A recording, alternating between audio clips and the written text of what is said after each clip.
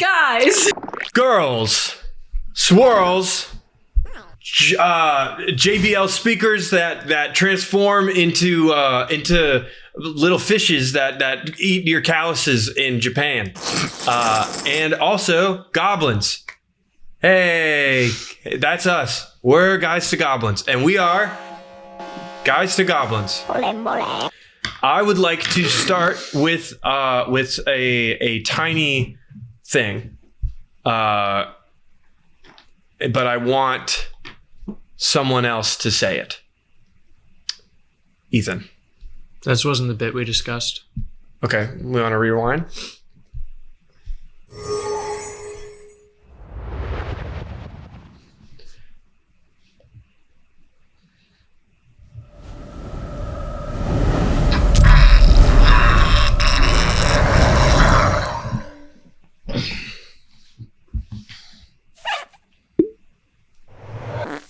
Holy fuck. I don't know Chris could do that. So yeah, we're a Dungeons and Dragons podcast and a live play, and that's what we do. And we work tirelessly every single day to make sure that you are entertained.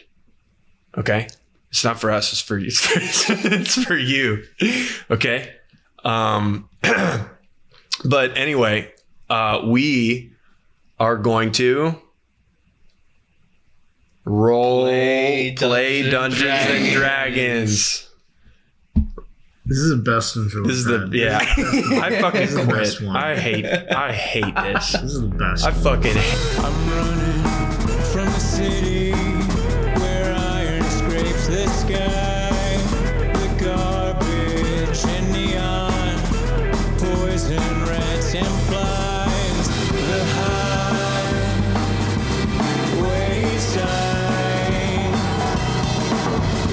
burning just outside. I'm running from the I'm running from the those hellhounds feel just off my heels.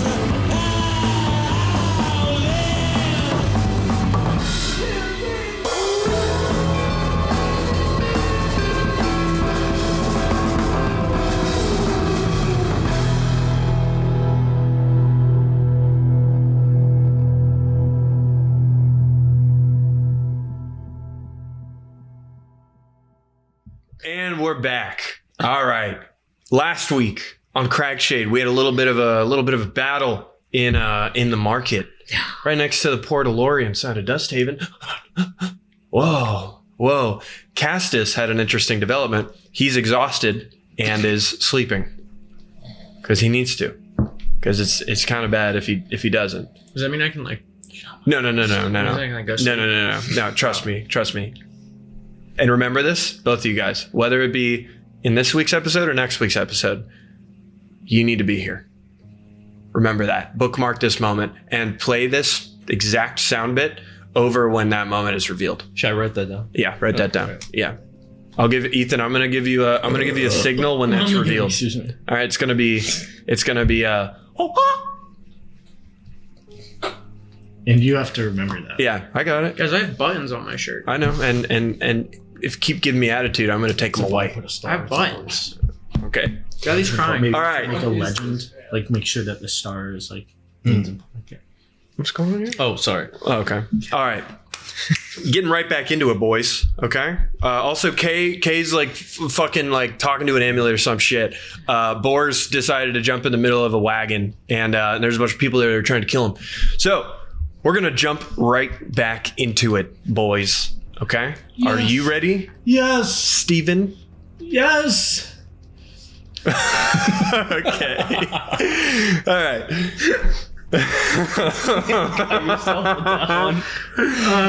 Well, I'm wondering like that the more we just fucking jack off, like someone's watching at home, being like let's fucking play D&D. And we're just fucking I've been recording for 12 minutes.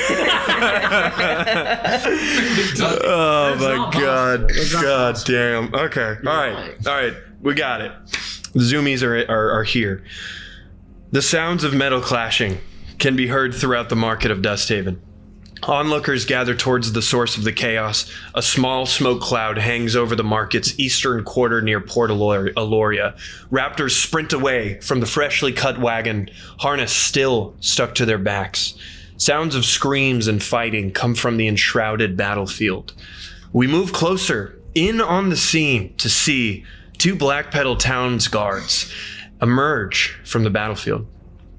They're emerging from the cloud, clutching their chests and necks as they cough their lungs out. One Blackpetal guard clashes steel with 2 adversaries covered in all black, each wielding short maces. We move in further through the haze to find Isha with bloodshot eyes, locked in a wrestling match, holding back the goblin woman who has returned to stab her in the face. In the covered cabin, we see Bors, his hulking form stopping him from fully standing in this tight space. He wields his shield and warpick ready to defend Kay, whose unconscious body lies face up. Danford, Josh, and Mela are all shocked at the sight of you, Bors. They are all crammed into the back of this very tight space. Josh and Danford, the orc and the goblin, are frozen in fear for a moment. But the blonde human woman, who Kay, or the audience would know as Mela, is unfazed. Bors, you watch her look at her long katana-like sword and realize how tight space everything is. She drops it and then unsheaths a crude wakizashi and begins to charge at you. We are jumping right back into the order. Mela is the top of the order, and she's going to rush you with this blade in, again, very tight quarters. Like, we're talking like maybe 8 to 10 feet across. Like, it is so tight in here. And she is charging at you, focused on the mission. So she's going to make an attack. Does a 19 hit? Yes. Okay, we're gonna do that. So she runs at you in this like very calculated fashion. Bors, as a man of I was gonna say science, as a warrior with a lot of experience, you can tell that this girl has seen a battle or two.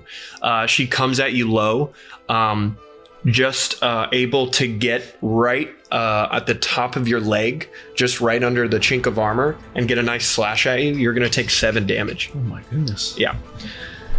Next on the order, as she stands very close to you, is you, Bors. What would you like to do? And yeah, let me know if you have any questions about anything.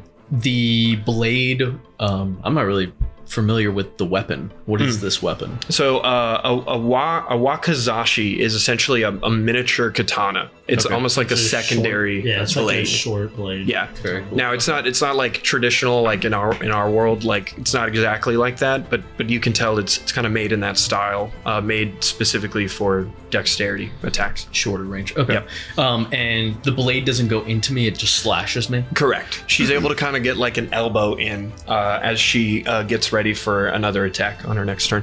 Okay. I will. I'm gonna pick my foot up for my first attack.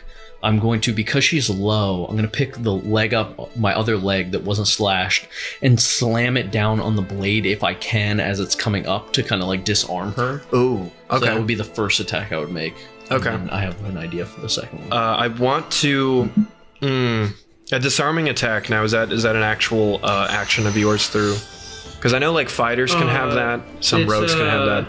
Because I might have to ask you to just take the action as a full grapple to disarm her. Yes. Well, I think for disarming it is I think it's a grapple. I can look it up. Well, here, actually, let's do this then. grab. Yeah, because Okay. I don't have a specific ability that would allow me to disarm her. I see. So from a mechanic standpoint, I suppose it wouldn't make sense. What I will do I then... just don't want to take away an action when you could have 2. No, you're or 2 good. I attacks. will. I'll make a shove attack on her, and I'm going to Okay. push her into the orc. Okay. Yeah. All right. Then Strength let's. saving throw, or contested check, optional disarm action. Okay. Okay. So it does count as an attack, disarming attack. It does count as an attack. Or wait, disarming attack battle. That's only battle master. Okay. Yeah. As an action, you make an attack roll contested by the target's strength. Oh, okay, so it is still an attack. It's just contested athletics or acrobatics. If you win, they drop the item. Okay. So you can just say like, yeah, that's what it. All right, well, we'll go with the shove attack. The shove is. Am I gonna roll to hit per shove attack? It's going to Same be thing? Contested athletics. Contested athletics. Yep. Okay. Let's roll that. No. Okay. Yeah. 22. 22. Describe. So you want to push her into the orc? Yeah, he's gonna sidestep, push his good leg that wasn't cut back behind him in what narrow space he can, and get low as well and shove her into the orc. And he kind of looks over at the goblin after doing that, and he wants basically attempting to cause like disorder here in the. Okay. Well, disorder you want, disorder you got. She crit missed on the contested athletics. Okay. You push her and she goes flying, her sword in hand, cutting the very fabric of the wagon open. Pieces of it as she falls backward into what you imagine to be her friend or comrade, and they are both prone for their next turn. They're in an awkward space, very awkward, very like twisted. So you've successfully bought yourself some time. Okay. Your next action. Would you He's like? gonna look over as they fall. He quickly looks over at the goblin. He flips his hammer in his hand, like rotates it, and says, "I wouldn't." And then he runs over to Kay, and he's gonna grab Kay and put him on his shoulder. Okay. Give me a quick intimidation roll with advantage because of you making his comrade go flying. Okay, 18. 18. You see him have a crossbow in his hand, and he's like determining whether or not he should do something about this. But in that moment, he does not. And you have K. I'm gonna say your allotted move speed if you're trying to get him out of there. But you. Yeah. What would you like to do? You're trying to get him out on this turn. Yeah. So if I can't pick him up as that kind of additional action, I'll toss him bonus action, toss him on my shoulder, and then I will use, I assume, like half of my movement is what I'm given up. I'm gonna sprint out the back of the cart and jump with K. Yeah. Okay. Just try and get out there. You put K up on your shoulder, essentially, as in this tiny fucking space. You as a hulking man, you almost feel a relief to get outside of this tight wagon. You jump out, and I'm gonna ask you to make a Constitution saving roll for me. Oh no, the smoke. You're fucked. Immediate smell of spice and sulfur. Oh, it's 11. 11. Yeah. An 11 is wait, let me double. No, 11 does not pass. Yeah. So you are going to take 12 billion damage. you are going to take a 4 fire damage. Is the flavor I'll go with as you feel all of your sinuses engulfed in this horrible wretched spice. And you taste what you think to be a spice you might have tasted before in Gorn. Like it's almost like a home cooked type of bomb that you're smelling, but it is rendering you almost useless. You are going to have some trouble with your next actions as your vision blurs. Looking around, we're going to move on to the next turn here, but you are able to see what's going on here, but I'll describe that as these other people take their actions. Behind you, you hear some shuffling, and a couple angry, like, get off me, a couple of people fighting in the back of the wagon. And we are going to say you successfully intimidated Danfred enough.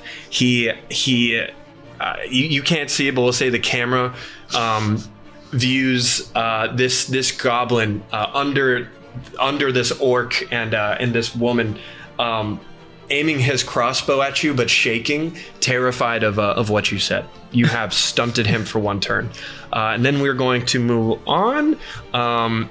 Boars, you see two people in front of you adorned in black clothing. The two that you saw earlier in the market on Raptorback.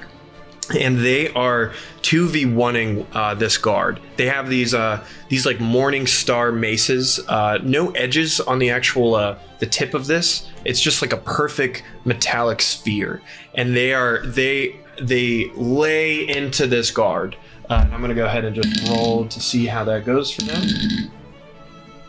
Okay, you see one of them. Oh, that's crazy. You see one of them grab their giant Morningstar mace and just buckle this poor guard's knee in as his eyes are bloodshot and he's struggling to see through this haze. And he goes down on one knee. And the other one is looking over at him, about to try and finish him off. One of them notices what you're doing, but their action has already been taken. And moving on with that, we're going to see how the guards are doing, coughing their lungs out. The other two guards. Okay. Oh, man. The guards continue coughing their lungs out. As you look to your left and like through the phase and through this haze, you see them trying to help each other up as onlookers start to gather at what's going on here. And then we're gonna go to your wonderful wife. You do not see her, but you hear a loud struggle, and you hear your wife exclaim in pain, and you hear the sound of metal against chainmail. Okay, and then we're going to move on to the top of the order here. Let's see. You tumbling them into oblivion seems to have kept them at bay for this turn. So it is your turn again, Bors. He's gonna clear his sinus as best he can. Put one finger up to, or I guess in this case, the stump arm up to his nose, and shoot out a bit of snot and coughing. He says, "Wake up, Kay, Isha," and he's gonna move towards the direction of the chainmail slash and screech from Isha. And while he's moving, he's like kind of running and like bumping intentionally Kay to hopefully like jostle him awake. Okay. Kay, go ahead and just give me a Constitution saving throw. Yeah, any bonus on that? +2. That's not where it goes. Is it? What is it? That's a natural 20. That's a natural 20 +2. 22. So what happens, DM? Please. We are going Tell me what happens, DM. we are going to a nat 20 is crazy. And normally if it goes out of the table, it doesn't count, but that was a nat 20 and that's pretty cool. Okay. So Kay, you regain consciousness, but you aren't where you thought you'd be. You are floating in a cylindrical void. The sides of this void feels finite, yet you can sense no walls or obstacles. Above and below you lies something akin to stained glass or a kaleidoscope. Vast and immeasurable, you try to look beyond this floor and ceiling, but your perception is stunted, with multiple shifting polygons of iridescence distorting the picture of the outside into a primordial blur of color. You notice dark red columns connect these massive discs. There's no rule or reason to them. They're a shimmering, jagged red, seemingly out of place and alien in comparison to your surroundings.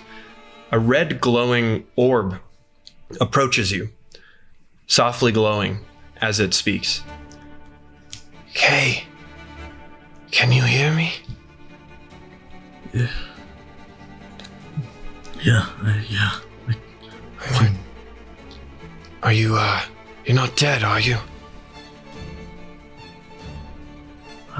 I don't know. You don't look it. You look down and you don't see a body. You see almost a corporeal form of your own that has been reduced to this like this almost gray light. Do you feel it? This orb is speaking to you with some sense of urgency. I feel weird. Give me a perception roll.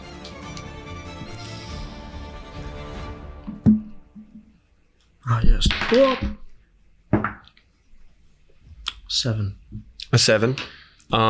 You can't quite put your finger on it, but you feel weighted down a little bit. I feel something. Well, listen. Bringing you here, I don't know how long I could hold this for, but I told you before, there are things you have to know about this artifact that you carry. Whoever is taking you right now knows the power that this amulet holds. And fortunately, I believe that list to be short. When you cast spells, what do you feel? Power. Interesting, but every time I've witnessed you cast it, it's not working like it was working for me. It's coming from the weave, right? I don't know, sure. I don't know how fucking magic works. I say she, but she's an orb.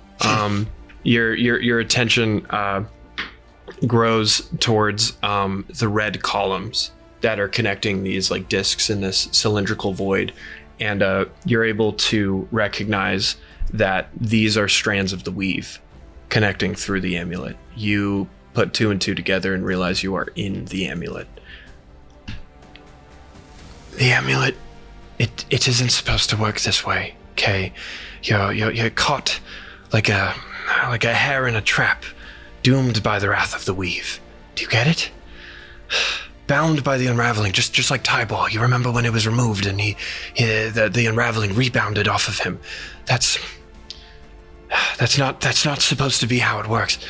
I wish I could tell you why, but none of it adds up.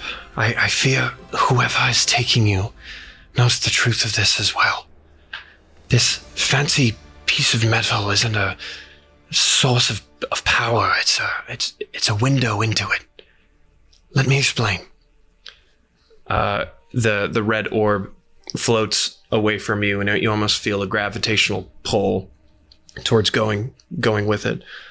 A couple of years before the Blight Rot, before the Singularity, before the world went to shit, I had just entered the Cove of the Archmaester. And on assignment, my mother, Lilith, as I'm sure you know now, took me to Arvindor. As the Archmaester, her role was largely performative and political, and my tasks were cumbersome and boring, to be quite frank with you. This time around, she was tasked with teaching a class on evocation at the Collegia Australis. The headmaster, Professor Bomber, was her mentor, and I was told she owed him a favor. An aberration forms in front of you, Kay, in this space, as each molecule that occupies the space within this void starts to shift, and visions appear all around you, placing you in fragmented memories from her perspective. You see what you know from the history books, maybe from your travels, to be the Collegia Australis, an ancient fortress etched into hills of Nandarath's Pass. Visions of Lilith, your mother, teaching at an amphitheater. Visions of her accompanied by an old wizard. Flashes of you buried in lesson planning, surrounded by scrolls. Whispers of self-doubt coming from Lilith, defeated by her self-perceived lack of power. I thought this was some trivial trip, you see, but my mother had a key interest in one of the artifacts on display in the headmaster's tower. Hazy memories fill your vision again of an ornate tower, and they pop into view. Adorned in white marble with an oversized golden astrarium, The memory cuts to the inside, a magic emporium of astrology tools, of astrological tools on display, with a deep red amulet suspended in a glass case. There was an old artifact from the Gloom Age. All around you, the vision starts to fade, and you get the sense that the red orb is worried, almost losing you. She starts to hurry up. Called the Mother's Eye. Legend says it was crafted by Mystra and her champion to lock away a great threat to the realm 1,000 years ago. Rumors of great power, immortality, ascension all surrounded this simple necklace whose tale was lost to time. I chalked it up to fairy tale, but my mother did not. You see, after my father died, she became obsessed with it. She searched far and wide for historical record, seeking bards and libraries from Athakine to Wilderend. For years, she was desperate, ignoring the king's duties, falling behind. But alas, she finally found a lead. Bori, a frost giant from the Montane Republic. Of all places, right? I know not what was said, but I know that she had found what she wanted. Her time was no longer spent reading through dusty books, desperate to find an answer. It was spent with this giant behind closed doors. A vision appears again. This frost giant that she speaks of. Bori, as you know his name to be, stands outside the open door of your estate in Aloria, embracing your mother. His long white hair blowing in the evening's wind, and before he leaves, he gives you a warm smile. You got along with him. Your mother, Lilith, turns to you with a giddy grin, quickly pulled together with a certain noble embarrassment. The vision fades back to the Collegia Australis in Arvindor. During the last night of my mother and I's stay at Collegia Australis, I was retiring to my quarters when I was woken up with a low-pitched humming swept over the landscape. All of my candles went out in an instant. I got up and hurried to the source of it, and that's when I found my mother, Kay. Alone in the woods, surrounded by a dark sigil, she was stuck, her body floating in midair. The amulet was floating beside her, radiating a dark red that was consuming all color around it. My mother's face was twisted into a scream, yet no sound escaped her lips. The red stone was pulling the very blood seeping from her eyes, the droplets disappearing within its event horizon. It was beginning to swallow her whole. My body moved before I could think, and I dove for the amulet. And when I made contact, I ended up here. You look within this void, Kay, and you see a young elvish girl with ashen gray hair, dressed in noble's clothes, floating the same as you, a look of absolute terror on her face. I saw what was beneath, Kay. The mosaic floor of this cylindrical void begins to shift, its opaqueness shifting ever so slightly until you can see what's underneath. Complete darkness fills this void, this chamber, deep and vast. Complete darkness, but your eyes finally adjust to see that something is down there, shifting slowly with much resistance. Something stirs in the dark, and little bits of light deep below are visible down there, holes almost, bored into the walls of this void. This small amount of light reveals what seems to be strands of weave, miles and miles of it, pulled taut, keeping something at bay. The Mother's Eye is a window, Kay, a window into a cage. Suddenly, an unbearable noise bellows from below, the sound of a steel cable snapping, almost. A portion of the kaleidoscope flooring smashes open as a deep black strand of weave wraps itself around the young elf's neck. The sound is nauseating. Your ears are about to bleed, even in this corporeal form, as this behemoth down below roars with earth-shattering volume. The young elf is pulled into a crack in the flooring. She struggles and struggles, her flesh getting cut by this primordial glass as she's pulled down below with tremendous force, when it seems like all is lost for this young girl. The floor instantly repairs itself, the sound in the deep now muffled by this almost glass barrier. The young elf arises, but upon further inspection, you realize that what was pulling her, this fragmented piece of the weave, still remains. A dark black noose around her neck, connecting to the abyss below. She fades away. When I came back, Kay, I don't know what that was, but I expected a simple thank you at least from my mother. And all I got was her maddeningly repeating to me, "Stupid girl, it was supposed to be mine. It was mine, it was mine, it was mine," over and over again. Kate, when my mother forced me years later to aid her in casting the singularity using this artifact that was bound to me, I didn't summon the weave's gift. I pulled from whatever is down there. I felt so much power, Kay. Unlimited supply, Kay, of that monstrosity's power. But every time I used it, I was tempted by this titan. I resisted, but it still had its hold over me, even in death. That's why I think I'm here. Kay, I wish I knew why what lurks beneath does not open itself to you, and I'm glad it doesn't. I wish I knew why the weave reacts this way to those attuned to it, but I do know whatever lurks beneath that very flaw has something to do with it. And whoever took you knows its true power. I can't let it fall into the wrong hands. Kay, could you hold still a moment? Sure. You look down at your corporeal form as this red orb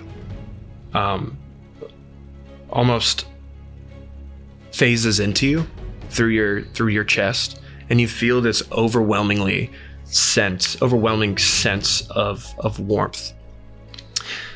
And the void suddenly begins to shake.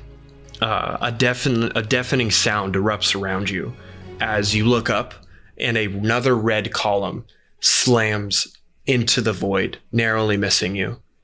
And you look within yourself, and you realize that Lay on Hands has been casted. And you wake back up, and you are on the back of Boars. And immediately give me a Constitution saving throw. Because your eyes are burning. Damn. 15. 15, you are able to resist as somehow you roll off of Boars' shoulder, looking up at him, and I will give you guys a moment to say something, but essentially the action is yours, Kay. It is going to be, we're going to put you at top of the order now. Hold the hand down to it.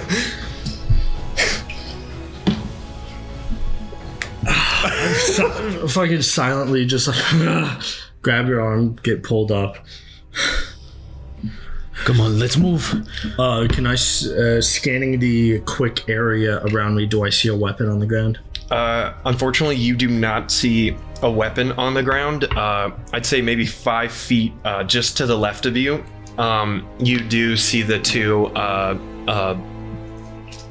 enemies and dressed in all black and hooded figures with these like Morning Star about to beat this guard in senselessly. You also hear the sound of lots of fighting going on all around you. Probably you can count anywhere from like 4 to 7 people in this party fighting. All right. Quickly search for a weapon. Look up at Boys. What? Here.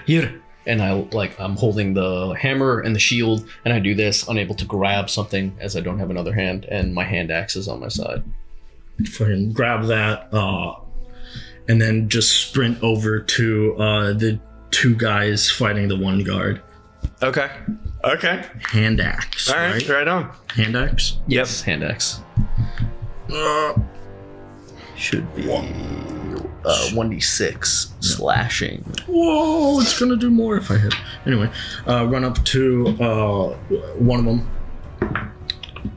16 plus the shit ton plus 7 to hit. Another attack. I probably shouldn't have rolled the second attack again. 8 plus 7 for 15. Okay, one of I'm gonna say the first one that doesn't hit. You go to swing this axe on what seems to be this meek and mild humanoid in this like black cloth, but as soon as your axe connects, you realize that you just hit chainmail, and it does not connect through. Okay. Knowing that you're able to find a weak point in the other guy, and it does connect. So go ahead and roll damage for one of them. And then I'm going to Divine Smite, which is D8. I remember how to play this class, and I totally do it all the time. The amulet. Yep. So he can cast spells. Yes, he can. Must be nice. Yeah. Divine Smite, 2d8. You're doing actual Divine Smite. Or no, just I'm not K doing- Rage Yeah, Smite. K Rage Smite. Okay. Smite. Okay. Yeah. Oh. After what the fuck I just saw? Yeah, fair. Oh wow, didn't even. Okay, 6 plus 5. So, oh my god, I feel like it's been a minute. I don't know why. So 10 basic slashing, and then 6 radiant. Oh my As god. I hit this man. Okay. And I get my I'm gonna say I'm gonna add Radiant as a just like flat damage. Yeah. So how much total was that? It was 16. fucking hell. 16. You rip into this guy's shoulder, going deep down into his collarbone, and you hear an absolute scream. But that gives the guard below a moment to essentially recover. Their attention has turned to you. You see through these slits. Their face is covered, and their like hair is covered, but you see a look of absolute oh fuck in this guy's eyes. And we are going to move down the list. Boars, I believe. No, you just took your turn, correct? Mm-hmm. Before this one. Awesome. You guys both look as you see Isha running towards you guys. With a goblin with a completely fucked up hand, trying to like stab her in the neck, and Isha is running and like holding her, trying to stop this from happening. And you see Isha like a fucking wild boar, dude, like bashing her into the side of the cart, and just like raising all hell. And I'm gonna go ahead and roll that here. Okay, so you guys you especially Boars, look in horror as your wife gets stabbed in the hand as she repositions herself, as this like relentless bald goblin woman is just like fucking stabbing and gets her on the hand, and the knife is essentially stuck through her hand, and Isha yelps out in pain, and then successfully throws her off of her shoulder, and the goblin is now on the ground, but is able to recover quickly and is squared up with Isha. Moving on, we are going to... Oh, that is a wrong section that I just pulled up. Didn't think that would happen that early, guys.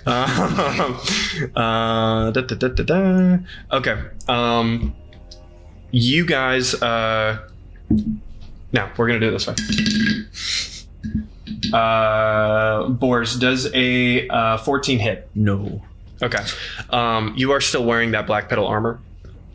I think I would have taken it off, because when I pulled it off for the crowd, Yeah. I don't think I have it, but I do have my Okay. shield, and I don't wear armor anyway. Okay. I'm barbarian. Your spider senses go off as you see a little goblin man from the wagon taking a shot, and you're able to turn at the last second and block it, and again scares the shit out of this guy even more. You hear them exclaim, oh my god, he's alive! Oh fuck! Oh fuck! And lots of chaos is ensuing, and we're gonna move on to the guy who just got chopped in the fucking shoulder real quick. Wow. Kay, he swipes at you with the Morning Star, but you were able to expertly dodge it. Even for not a very dexterous guy who just woke up, who was in a freaky little place for a little bit.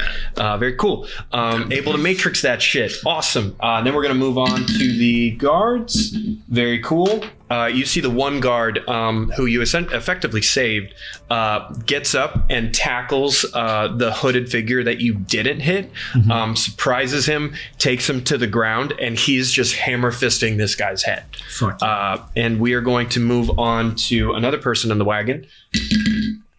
Oh, wow. Okay.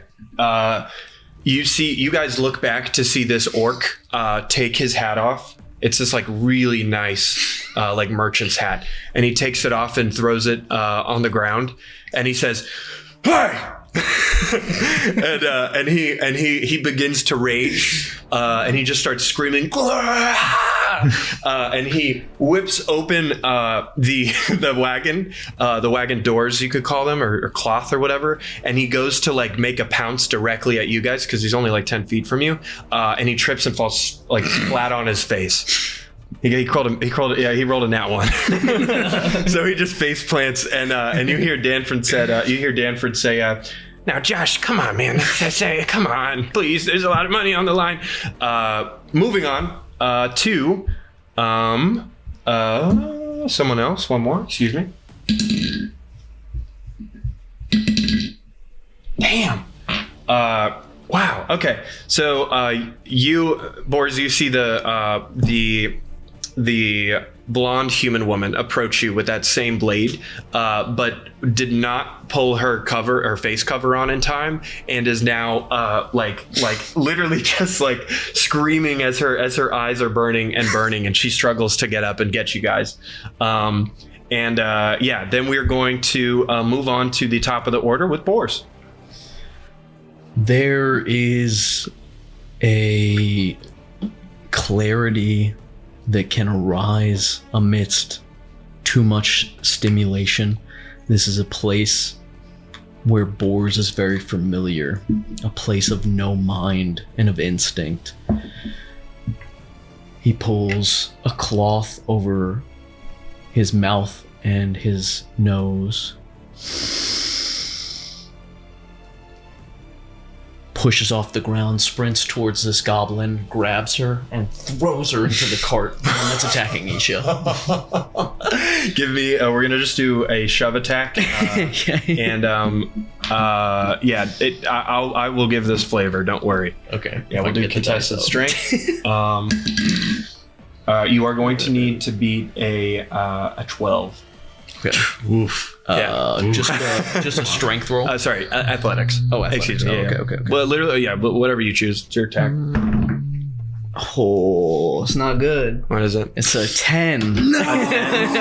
You go to push against this young goblin woman, and you are surprised with like, even in this state, with like her hand like fucking serrated down the middle, like hot dog style.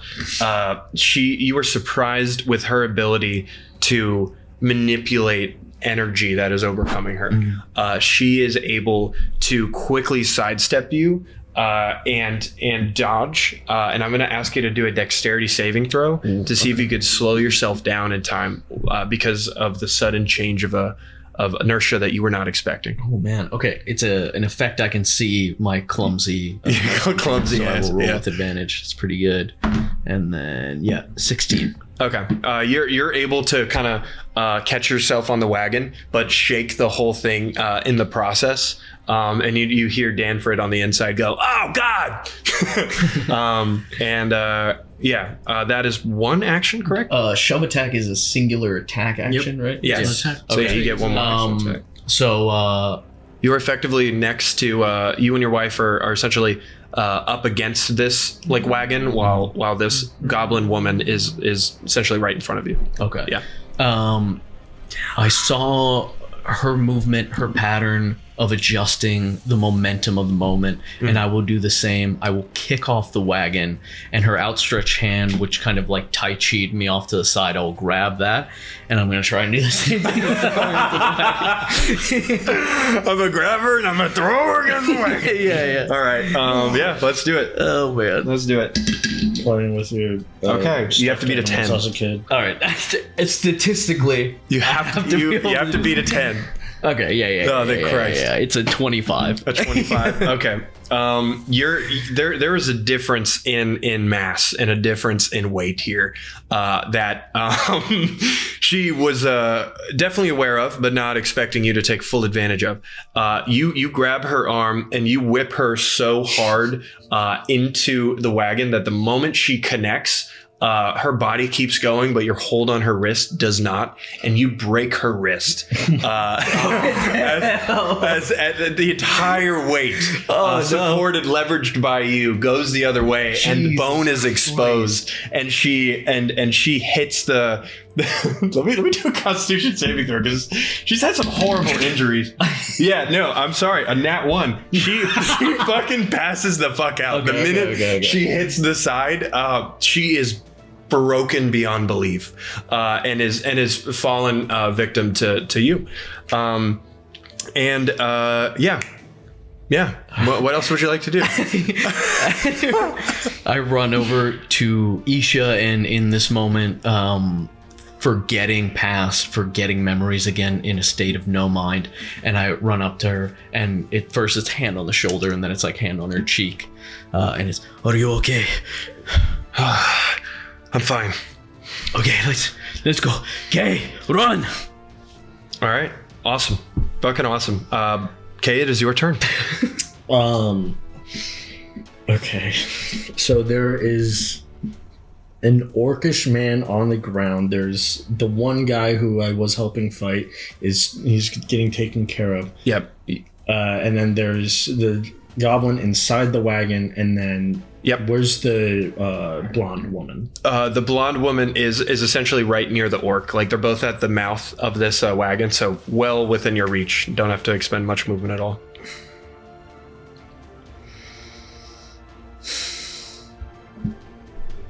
Okay.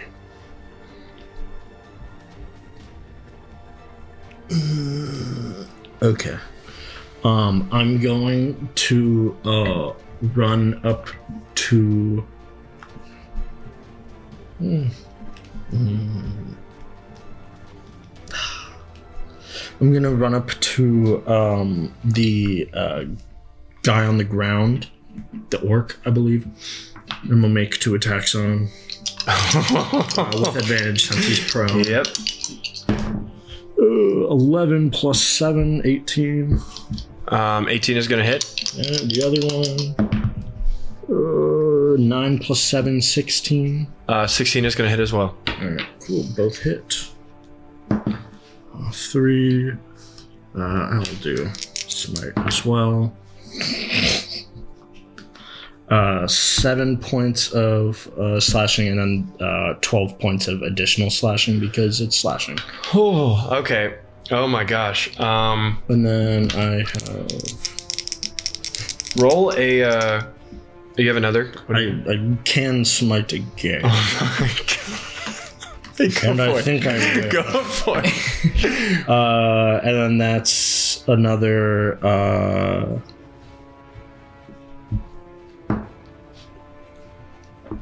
Another 8 slashing plus 10. So 18 plus 19. Yeah. How would you like to do this? Oh my god. Running up to this guy as I hand axe into the back of the first guy from the last round, pull it out, have the one guard jump onto the other guy, turn around, see the moron on the ground, sprint over, and just like fucking like Assassin's Creed 3 trailer. And I just fucking straight into the back of the skull. And then I look up, eyes at the a blonde woman, and then yeah, that's my turn. Oh my god. Oh my god. Just to offer a minor soliloquy, you see the goblin from inside the cart, the goblin man, and you see tears start to well up in his eyes as he looks at his friend who just died, and you just hear him say, Josh! Josh! Shapeshift into Josh, and then kill the goblin. Yeah. I don't have an action anymore. And you see him like you hear the wails of a man who has lost everything, and you hear, like, you look up in your peripheral and you see him like slump against the back of the warthog. Why am I saying warthog? What? Halo. Warthog's not here. Halo. Technically is, but you know what I mean. The wagon, and falls up against it and essentially has given up to some degree. You have successfully killed you killed Josh. Damn. as the blood starts to bleed out into the They tried to sand. kidnap me. As you Bro, he was just doing his job. as you pull his job. as you pull the axe out from his head, his leg twitches. Yeah, you've implemented into the brain stem, and very fun. Dude, he was Cool. just trying to get you to sign up for occupations, bro. Yeah, he's from DEW. Yeah, He's from DEW, man. he's from DEW. Yeah, the They Department don't of do work, Occupations. okay? He's too boss queen bitch for that. Exactly. okay? Facts. Moving on to Josh. Oh, he's in hell. He went to hell. He went to hell. Bradley, pull a picture of Josh. In hell. Okay, so we're going to do this. We're gonna do this. You guys, after you've successfully killed him and you have subdued Jax, as we know her as, yeah, you guys know Jax. You guys spent like 20 episodes with Jax. No, I'm just kidding. You guys look over at the guards, who are actually the two that were in a coughing fit, have made quick work of the two hooded figures that were attacking you, and one of which that was getting hammer fisted. His skull has been beat into an absolute pulp, bloody sandy mess. And the other one has now been tackled. The one that you hit with the tomahawk, Assassin's Creed man over here. He is being subdued as one of the guards has their knee on like the back of his butt, and is like tying his hands in rope. And the battle is essentially almost won. But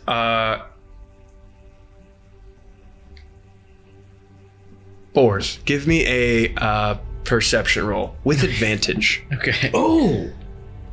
With advantage! Okay, that's cocked. Bad. I can't. 16. 16. You look over. Your wife is okay. You're checking on Kay, and you notice that the human woman, the blonde woman, is picks up her small sword and is moving towards Kay with a furious look in her eyes. And you've seen that look before. You've seen that countless times. You've had that look before. And she is rapidly approaching Kay, and Kay doesn't. You don't know if Kay is going to be able to react in time, but you notice something right behind her. You notice a small piece of rag, seemingly floating in midair, with a little bit of blood on the tip of it. And in a moment, as you're looking at this human woman, you see two dark blue hands appear on her head, and her neck is spun around as you see a naked Kikas with a rag in his nose, and he says, "Did I get him? Oh yes!" And we'll see you next week on Cragshade. Oh my god. That's crazy. Let's go. Let's go. The battle's won. Kikas, Wow. Kikas gets killed. Wow. That's my guy. Is that Kikis' first kill? In after Siltshire. Yeah. Man, oh man. Yeah. Man, Wow. I love that guy. Yeah. He's having a He's having a good day. yeah. That's what I was gonna Yeah. say. He's doing. I wasn't gonna say that he's gonna go and be like Isabella. I fucking killed a man today. Catch a steamy scene with Kikas. I'm gonna take you. Oh, Hey guys, I'll be writing a Kikas Isabella fanfiction. It'll be available on our Patreon. It'll be 7 chapters. The first chapter will be set up, obviously. Chapters 2 through 7 will just be one scene. One. The scene. The scene. you know what we mean. You know. You ever see Heated Rivalry? Yeah. Yeah. It's like that, but with And Kikas. What's it called again? Heated Rivalry. There you go. Spoiler. Yeah, no, you- Chapter 5, Kay and Castus walk in to like on accident, and they see what's happening, and Guys, they might go. Thanks for watching, thanks guys. for watching. Have a good See ya. God, you guys are so